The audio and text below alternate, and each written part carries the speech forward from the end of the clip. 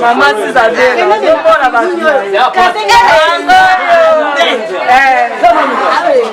Loba lingala, mabolo bana oyokati. Lalobi songangai. Mabala ka muto puso. Ala ka libana. Ala ka tanda ko tetela kana mutala mo lewa ka lelo wabi. Walo kala nganta ko na pano mobali nanga. Dino atile yepe. Atile dino bidoko. Ce qu'il a commencé dans ma vie, il finira toujours par le concrétiser au nom de Jésus. Nalelaki na Yahweh, Nzambe abikisa ngai. Nalelaki na Yahweh, Nzambe abikisa ngai. Abongola benjure bénédiction, Nzambe akangola ngai. Akokisa bilaka na ngai. Nzambe akangola ngai. Kolo na ngai. Je suis comme David dans la brousse. Samuel Achenga mafuta atana zamba projet bokisama. Chers fidèles partout dans le monde, vous qui nous suivez actuellement, nous vous signalons que nous sommes Star Monde Télévision ainsi que sa fondation Ziza Star Foundation, c'est-à-dire Ziza Star Foundation, une fondation qui prône justement pour le moment et aujourd'hui pour à l'occasion de sa première sortie, et on a voulu justement partager ce que nous avons l'importance ici avec nos frères qui ont des problèmes mentaux. Ici précisément nous sommes à l'université, aux cliniques université où on gère les personnes qui vivent avec le trouble mentaux. Plus précisément, c'est Centre Saine PP comme vous le voyez écrit là-bas. En tout cas, ensemble avec vous, nous allons pouvoir découvrir comment est-ce que le l'événement va pouvoir se dérouler.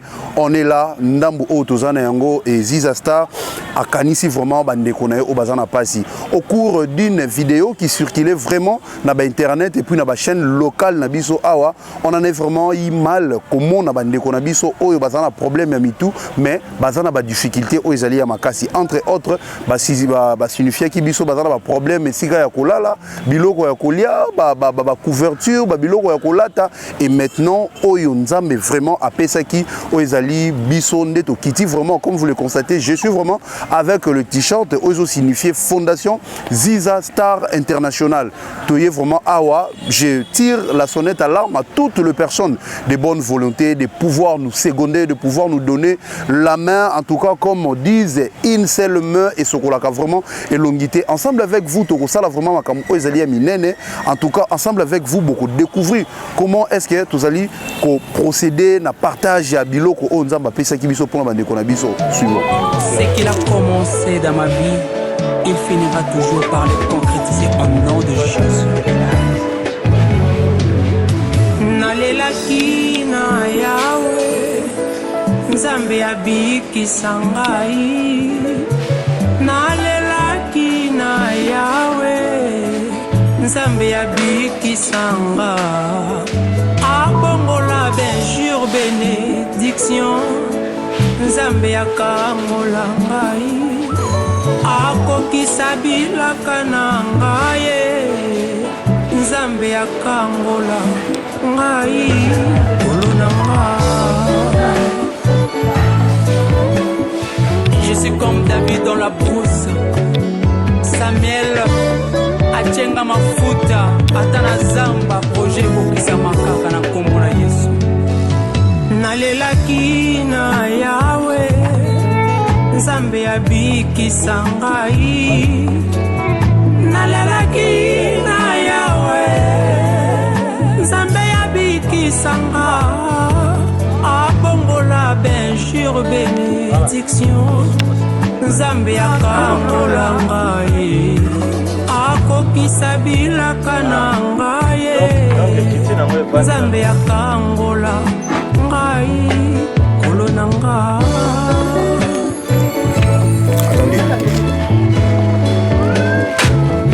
Yonde loboko simba makasi na ngai na bolembu.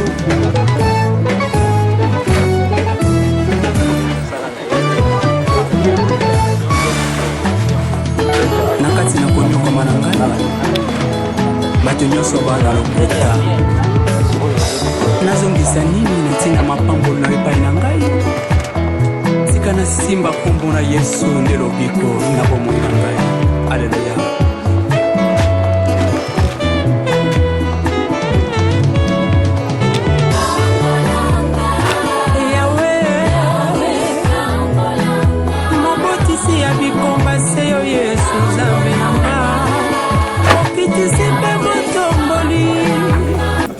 Comme vous le constatez, nous sommes ici déjà à l'université pédagogique, l'université de Kinshasa, plus précisément à Saint-Pépé, là où on traite nos frères qui ont des problèmes mentaux. Ensemble, nous sommes ici avec les autorités. Nous allons pouvoir leur tendre les micros, attendre leurs impressions par rapport à cette action. Je vous rappelle, c'est la sortie officielle de la fondation Ziza Star.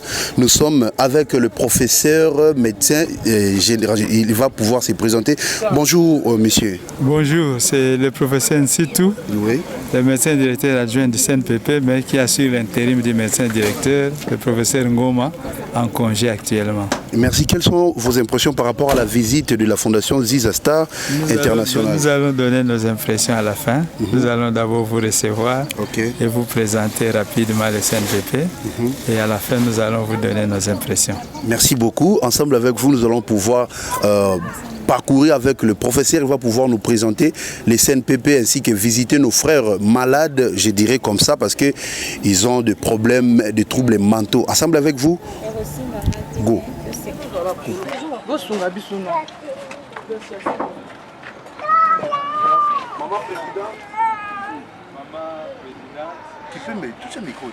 Professeur, s'il vous plaît. Chers membres de la délégation Aziz Astar, c'est une grande joie aujourd'hui pour nous, les CNPP, de vous accueillir au sein de notre institution. La joie est d'autant plus grande que vous avez entendu les cris du cœur que nous avions lancés à travers les médias en faveur de nos frères et sœurs malades mentaux, particulièrement pour la catégorie des malades qui ont été abandonnés par leurs familles, qui se sont retrouvés dans la rue sans issue et qui ont été récupérés et pris en charge par les CNPP et qui demandent régulièrement qu'on assure leur alimentation, qu'on assure leurs soins, qu'on assure leurs besoins quotidiens. C'est à ce titre-là que nous avions lancé les cris du cœur auxquels vous répondez aujourd'hui, comme d'autres organisations qui vous ont déjà emboîté les pas aussi. Nous ne pouvons que vous féliciter pour ce courage que vous avez pris de venir vers nous et pour cette bonne volonté que vous avez affichée pour venir apporter quelque chose qui peut soulager tant soit peu la souffrance de nos compatriotes malades. Je vais vous présenter rapidement l'équipe du CNPP. Nous avons ici 3 membres du comité directeur. Il y a le directeur administratif, Papa Charles Mabeka, le directeur technique, M. Niambo, et le commandant adjoint, représentant le commandant de la police universitaire de Kinshasa, antenne de CNPP. Et à mes côtés, comme vous pouvez le voir, c'est l'assistant du médecin directeur, le bras droit direct du médecin directeur. Et avec nous, nous avons quelques agents, notamment nos agents de l'ordre, qui sont là. Et si c'était un jour ouvrable de la semaine, vous allez avoir beaucoup de monde qui allait venir assister à la remise des présents que vous avez apportés pour les malades. Mais aujourd'hui, c'est le week-end, c'est presque un jour demi-férié, à part les personnes qui assurent la permanence qui sont là. Mais la prochaine fois, c'est sûr, vous viendrez un jour de la semaine et vous aurez l'occasion de rencontrer le personnel du CNPP. Une fois de plus, je vous souhaite la bienvenue à notre institution et je vais passer la parole à Maman Présidente pour Yebisabiso, Sango et Ayeli Biso. Merci Minga, présenter Biso Peba membre et Aziz Astar. Vraiment, merci beaucoup papa. Tout ce pays na kei na bino. Biso Fondation Ziza Star. Fondatrice na biso Maman Zizabela, azana États-Unis. Azana États-Unis na Dallas.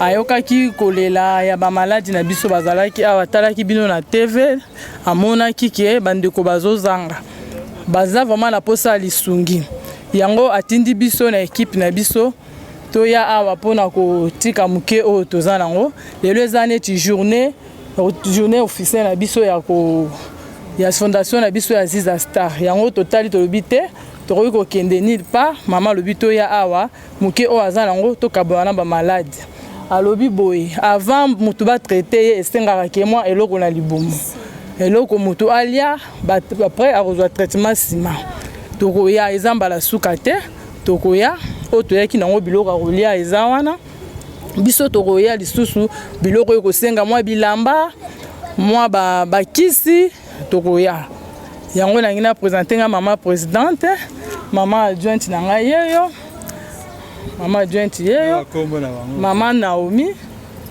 mama Mima mama conseillère mama Élysée mama porte-parole aza na nsima kuna mama Regina mama Mima aza secrétaire na biso.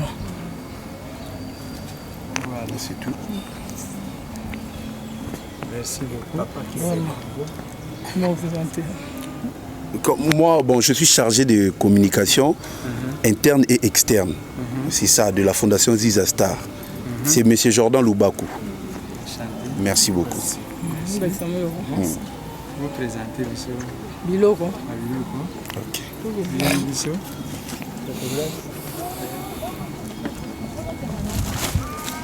Biloko toyeli bino yango oyo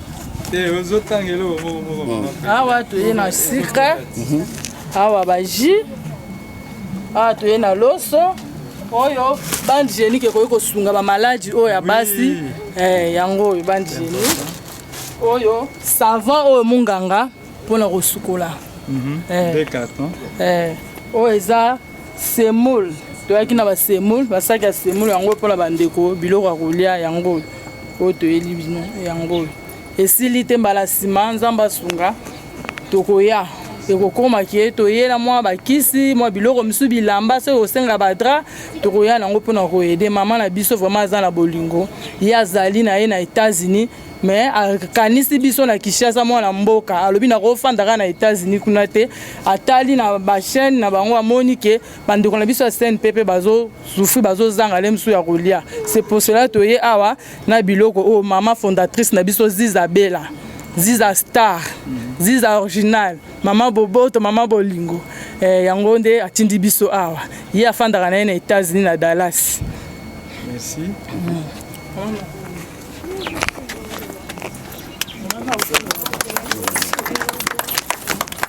Maman présidente de Dieu to dans liloba roloba. Za pena liloba te mais ko remercier kaka bandeko bayambi biso awa. Donc maman Ziza Bella na bolingo azara nango et pas maman. Alingi maman nyonso avant ça m'a vraiment. Yango moni ayoka ki souci wana tango molai. Nde atindi biso kaka to kotika biloko o mpona bandeko na biso basi oyo baabandone yango toye kotika tuka tosepeli makasi na ndenge boyambi biso lisusu donc eza mbala liboso te mpe ya suka te tokoya. Merci. Ok, très chers fidèles, là c'était la présentation et puis accueil vraiment les alliés chaleureux. Tomoni président Nabiso Ndenge a présenté Babiloko Oyotoyoko Kanisela Bandeko Nabiso ya CNPP ainsi que Topé Salisusu Maloba et pas ya maman Nabiso secrétaire maman Mima Yepe Sokazana Maloba Robakisa Abakisa vraiment par rapport ya accueil na impression na Ndenge Tokomi na kati ya centre Oyo. Merci beaucoup, moi j'ai dit merci vraiment pour cet accueil Oyo.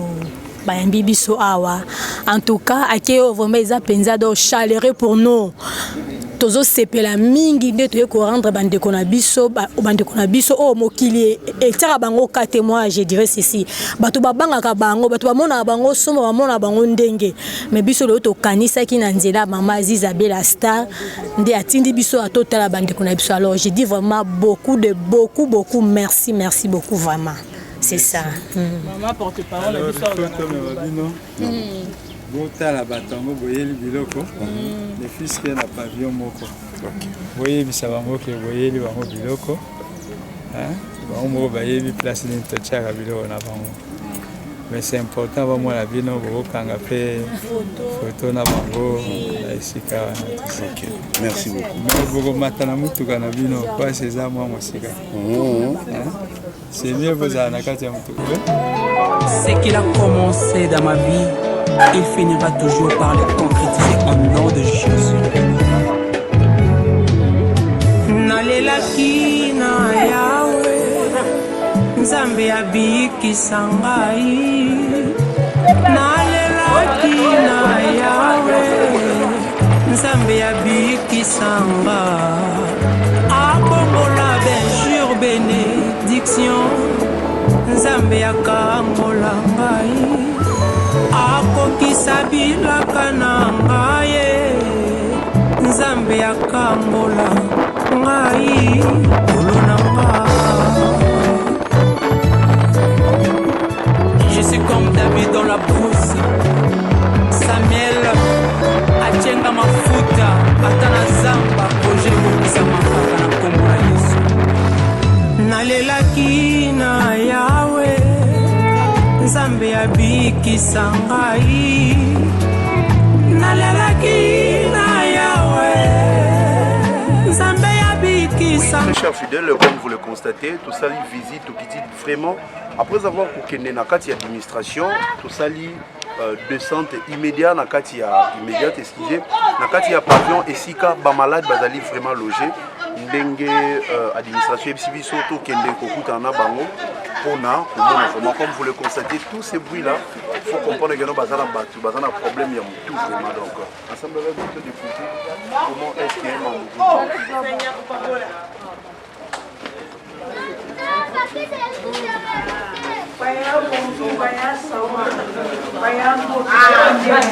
soyez les bienvenus ici chez nous au CPPOR. Disons voilà la bonne arrivée, voilà la chez nous.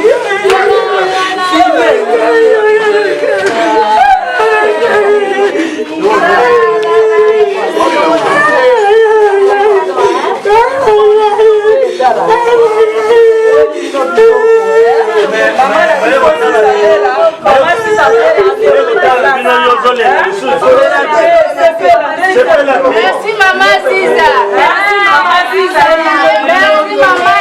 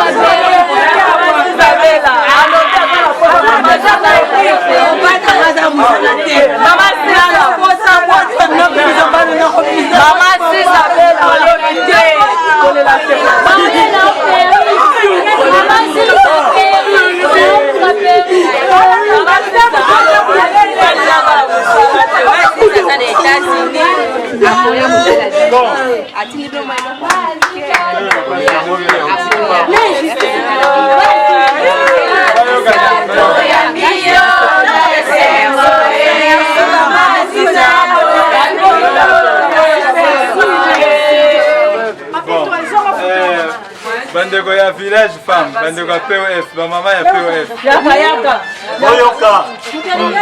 Professeur, si on peut s'approcher ici pour la lumière et le contrôle. Oui, oui.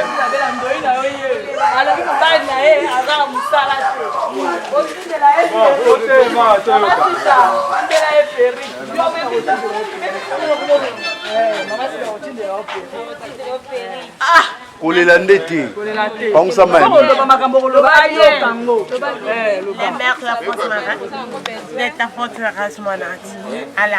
Loba lingala, mambolo bana oyokati. La lobi songa ngai. Mabala ka muto puso. Ala ka libana. Ala ka tanda ko tetela kana mutela mo le kana lelo wapi. Walo kala nganda ko na fana mobali nanga. Alo bana komba ba mama ya POF.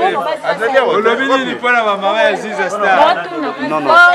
Pona ba malade POF Na bakisi. na yambi d'abord mama Iziza na sengo ndenge ayeli biso lelo bolemba biso te oyaka chaque fois kotala biso osunga baprofesseur na biso conseil surtout papa maître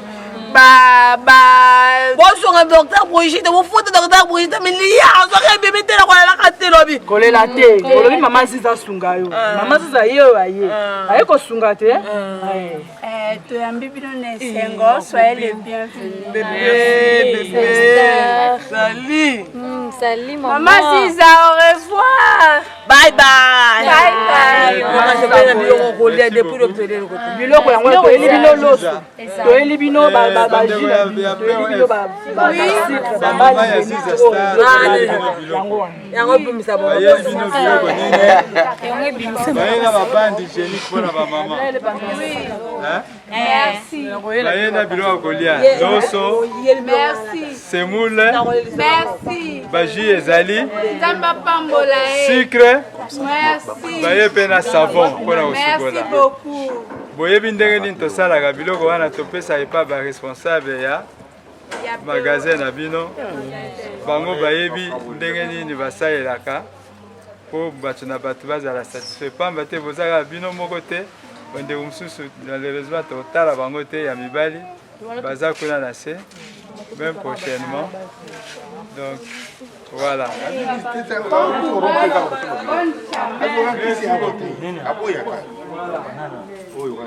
Papa, professeur Sitou, quel est Liboso? Maman Ziza, Zenda Bella. Papa Kanza, quel est Liboso? Papa Mère, quel est Liboso? Maman Ziza, Oumela. Maman Ziza, tala ba caméraman na biso Oumela.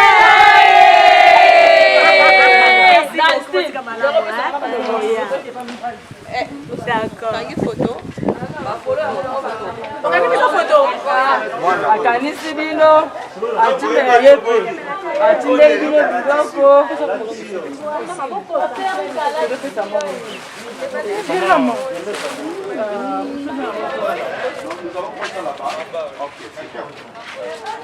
Il y a pas aujourd'hui, il y a pas moyen de vous filmer tout ça. Ça me dérange pas. Allez, bon, il y a. Qui fait ça ici?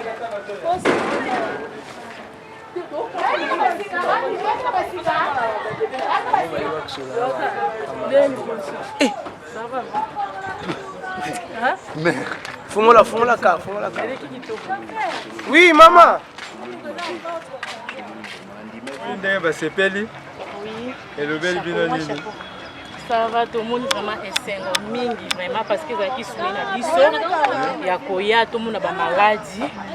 Alors ndenge bolakisi biso maladie tout le monde ba mama na biso ndenge ba condition baza nango esali biso vraiment pasi toyoki mpe mbela na bango ndenge balobi bayebisi biso ezala mbala liboso te ezala mpe ya suka te donc eza ya suka te c'est que tokoyaka kaka na mama na biso Isabelle ndaza na États-Unis Dallas ndenge pa komona ba image azalaka mama mobo ya motema ndenge akoyoka ndenge bango balobi en tout cas na nzimite kozala ya mbala suka c'est que akobanda kotinda biso kaka tobanda koya vraiment merci beaucoup na ndenge pe boyambi biso vraiment to sepeli pe na kei na merci mingi na kombo ya médecin directeur azate aza na congé na kombo pe ya banja nyonso ya CNPP na kombo ya bamalade nyonso parce que bamalade nyonso omoni bango te mosusu baza ba pavillon soki tobandi tosala yango mokolo mobimba ntina eza napesi bino merci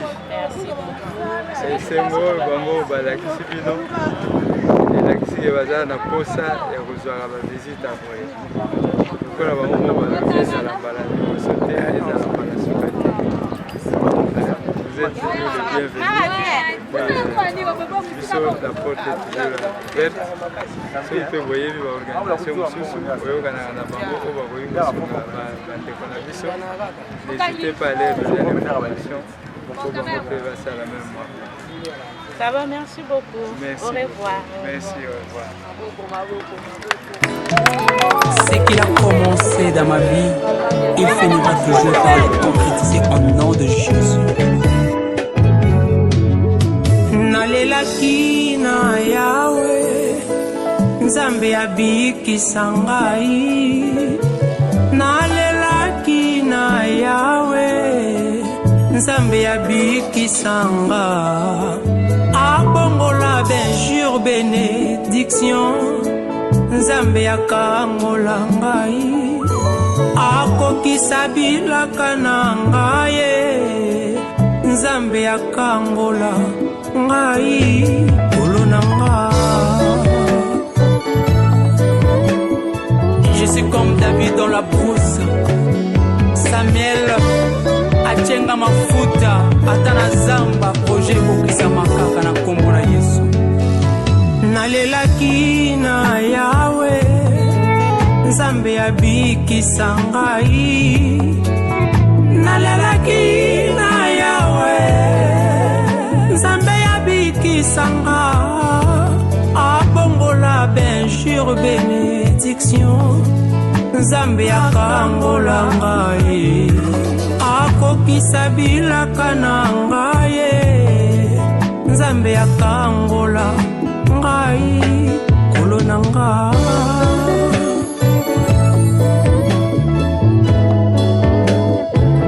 Yonde loboko simba makasi na ngai na volembu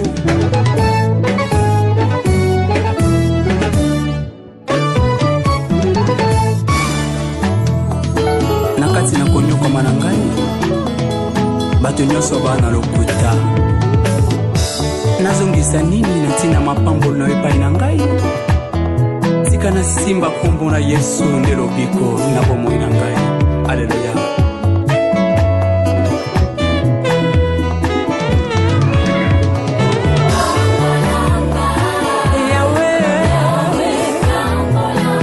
Mobotisi ya bikomba seyo Yesu Nzambe na ngai. J'espère que non, bisonné sur les dos aléas pourquoi est-ce que tout sangani na kati nesika oyo.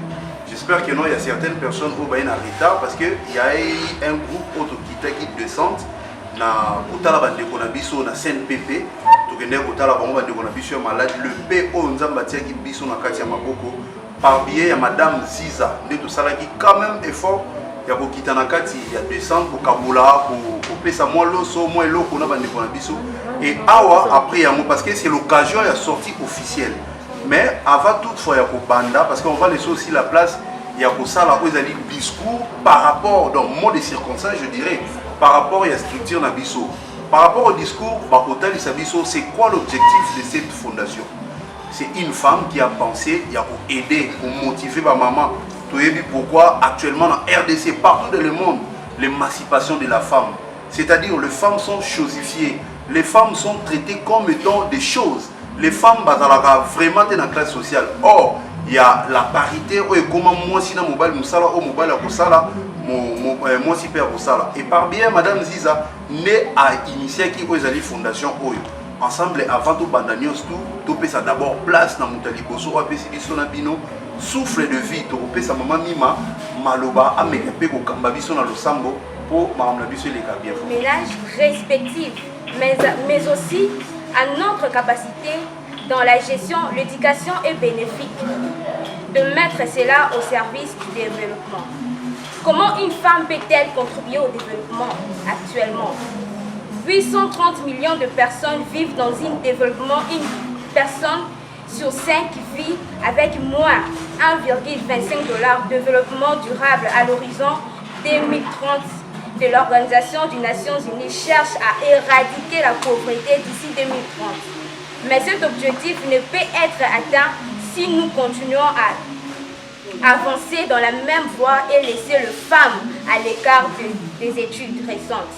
On constatait l'autonomisation, l'économie de femmes était fondamentale pour la rééducation de la pauvreté et une condition préalable au développement durable exploitant la possibilité de modifier considérablement l'évolution du programme en 2023. 2030, les femmes noires ainsi que les femmes indigènes, réfugiées, marginalisées en matière de participation et d'accès au travail informel et formel. Non seulement l'argument en faveur de l'autonomisation et l'économie de femmes est censé d'un point de vue moral, mais il est également sur le plan pratique et économique. Plus précisément, 12 millions de dollars peuvent être ajoutés d'ici 2025 si l'inégalité entre les sexes est éliminée dans la population active. Afin d'éliminer l'inégalité entre les sexes dans la population active, de nombreux changements systématiques et profonds doivent avoir lieu au niveau local, national et mondial. Voici les condamnations qui ont été mises en avant par les pénalistes. 1. Améliorer l'accès de services publics abordables ou universels pour les femmes. Reconnaître et examiner le facteur multiple et complexe qui affecte la capacité de femmes à accéder au marché du travail. 3. Il est temps que les hommes et le secteur privé assument la responsabilité et l'inégalité fondée sur les genres, les femmes. 4. Créer une plateforme pour les femmes, la société civile et les ONG afin de communiquer avec les femmes. Améliorer l'accès des femmes au crédit, aux services bancaires et aux programmes de microcrédit. 6. Développer l'accès aux outils numériques et efforcer de mettre un terme aux fausses entre les sexes dans les technologies, l'information et la communication pour les femmes. 7. Encourager les femmes à s'entraider. J'ai dit et je vous remercie. Merci.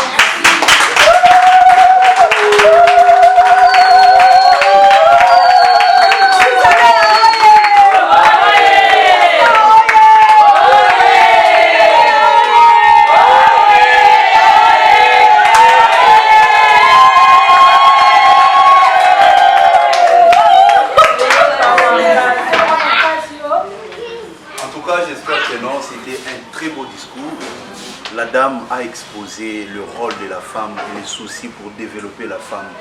Elle n'a pas hésité, elle a donné aussi les points essentiels pour fortifier la femme, pour donner la place essentielle à la femme. Entre autres, créer des plateformes, comme elle venait de dire, entre autres, former la femme, donner des procrédits, parce que la femme soit libre et autonome. En tout cas, ça m'a tellement touché ces discours. Je prie vraiment toute personne de bonne volonté qui auront cette chance de voir cette vidéo, n'hésitez pas. Une seule main ne peut jamais travailler. L'ensemble, l'effort fait l'effort. Ensemble avec vous, nous n'allons pas mais la parce que Kinshasa, mboka ya bakoko na biso vraiment to kende directement ya ko partager dans quelque chose oyo comité na biso ba organiser qui vraiment to meka un peu ko sepe la musique ezali comment vous dites? Ma vie se présente comme un projet devant l'Éternel. Ce qu'il a commencé dans ma vie, il finira toujours par le concrétiser au nom de Jésus. Nalelaki na Yahweh, Nzambe abikisa ngai. Nalelaki na Yahweh, Nzambe abikisa ngai. Abongola benjure bénédiction, Nzambe akangola ngai. Akokisa bilaka na ngai, Nzambe akangola ngai. Kolonanga, je suis comme David dans la brousse. Samuel achenga mafuta atana zamba projet kokisa makaka na kombo na Yesu. Nalelaki na Yahweh, Nzambe abikisa ngai. Nalelaki na Yahweh, Nzambe abikisa ngai.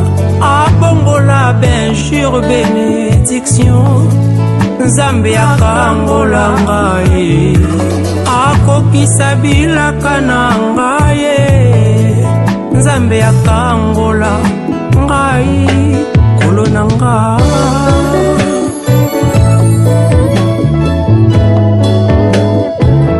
yonde loboko esimba makasi na ngai na bolembu.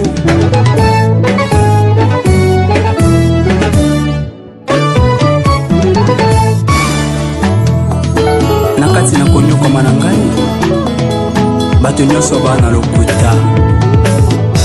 Nazongisa nini na ntina mapambolo na epai na ngai? Tika na simba kombo na Yesu nde lobiko na bomoi na ngai. Alleluya.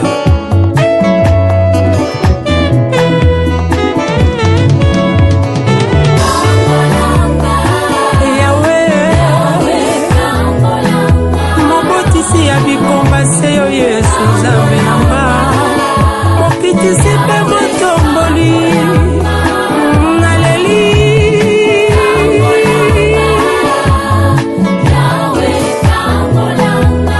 Yawe Nzambe na ngai.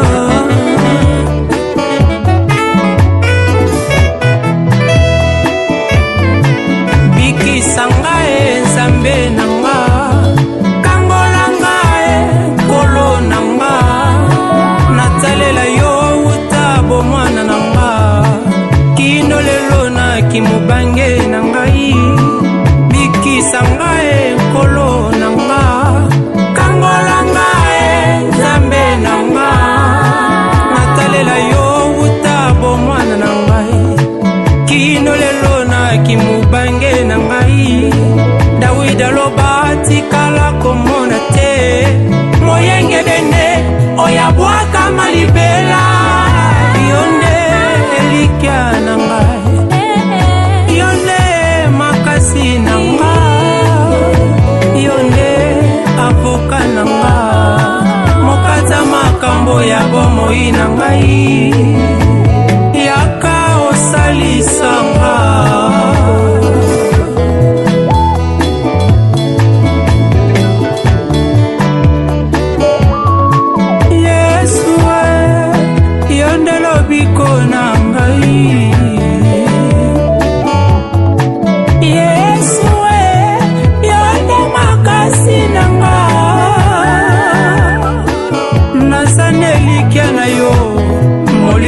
Santo mosungi na ngai.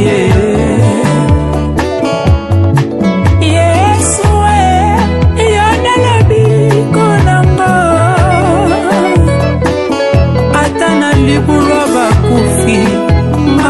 mapangelo